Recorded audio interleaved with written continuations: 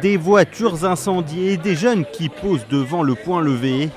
À Minneapolis, ils sont nombreux à avoir bravé le couvre-feu mis en place après 3 nuits d'affrontements.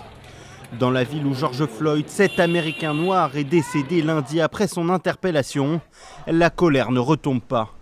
Do I condone violence? No, but do I understand it? Hell yeah.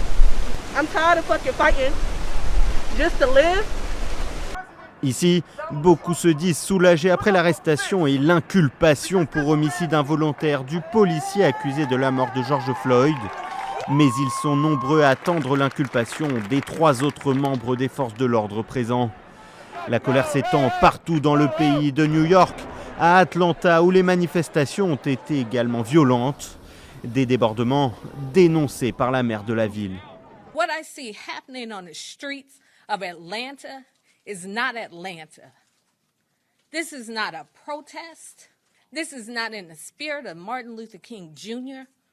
This is chaos. À Washington, devant la Maison-Blanche, ils étaient des centaines à demander justice pour George Floyd. De son côté, Donald Trump a indiqué s'être entretenu avec la famille.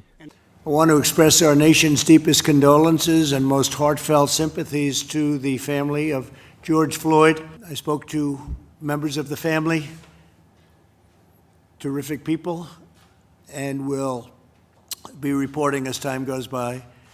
Vendredi, le président américain avait été accusé de jeter de l'huile sur le feu après des tweets virulents contre les casseurs à Minneapolis. Des messages signalés comme apologie de la violence par le réseau social.